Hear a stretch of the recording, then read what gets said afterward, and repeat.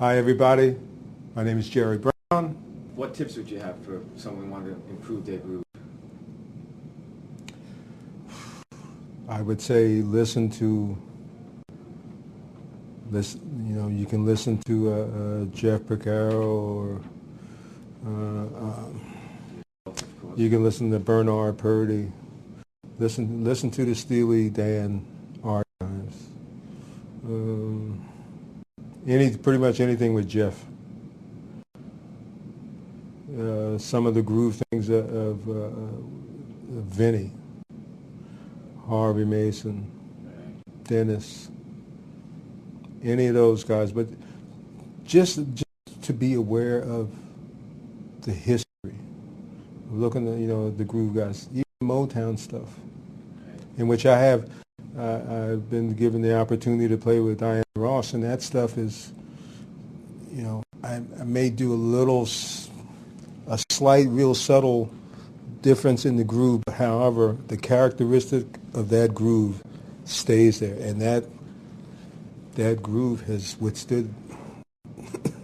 50 years, whatever. That a lot of those records come without a click track. Without a click track, man.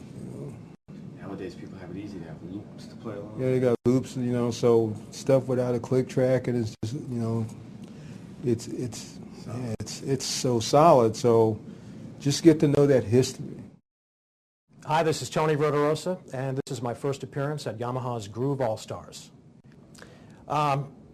Improving the groove. Well, I'm going to give you my perspective because I'm using a lot of loops and a lot of drum modules that have the click track built in. So I find it helpful to use the built-in click and the built-in songs and different sequencer loops inside my drum module, the DTX3, to sort of lock into certain tempos, and it has a groove check feature.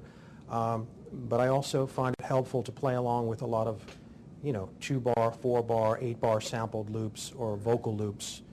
As opposed to just a click. Yeah, kind of mix and match. So and that's a big part of what I do when I perform and remix live. So it's very important that I'm locked to the loops, of playing in and around the loops and on top of the loops. So. Right.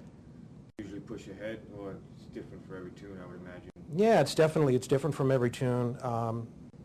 Sometimes I'm playing solos on top of the loop. Sometimes I'm locking in with the loop. Sometimes I'm just playing some sparse keyboard parts on top of a drum loop. But all of that definitely helps focus in on, the primary groove and playing in good solid time. But I think the click is a really good place to start, And this particular module allows me to use the click in different divisions. So I can have it on 16ths. I can change the sounds of the click, use keyboard sounds, and I think that's important too. Not just have a quarter note click. Right. Try different odd times and many different subdivisions. Hi, how are you doing? This is Antonio Sanchez. Advice: if somebody wanted to improve their groove, what would you recommend? Tips? Playing along to records. I think that's the greatest. I played along to records. Like I was saying, that all those records, all those bands that I mentioned, I was just playing along to the records. So I got to play with the greatest rhythm sections with rock. Then I started playing to Miles Davis. So I got to play with Ron Carter and Herbie Hancock for a while. So I think if you play with records, that's the closest you're going to get to the real thing. So that's a very good thing to do. The other thing to do is, I think, practice with the metronome. I think it's great. But if you leave space in between the clicks, like instead of doing click, click, click, click, click, because that kind of produces a time for you. Right. And it's very easy to follow. If you kind of lag behind, you hear the click, click, click, so just adjust yourself. But if you only hear one click and then 4 bars, and then another click, there's nothing to tell you what's going on. So you really have to produce and feel the time yourself. And when I started doing this, I was amazed of how bad my time was. So I always played with metronomes, and I thought I was great. So I started doing that, and all of a sudden the click would come in out of nowhere. I was like, oh, the metronome is wrong. So that was a good experiment to do. And another thing that I would do, of course, you only do this on a 60 or 120 in the metronome, is I would look at my watch and figure out 12 was, and then count 1 minute.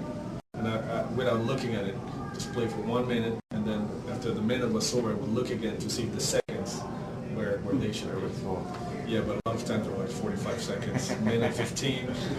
You know, now I'm a little more aware of that.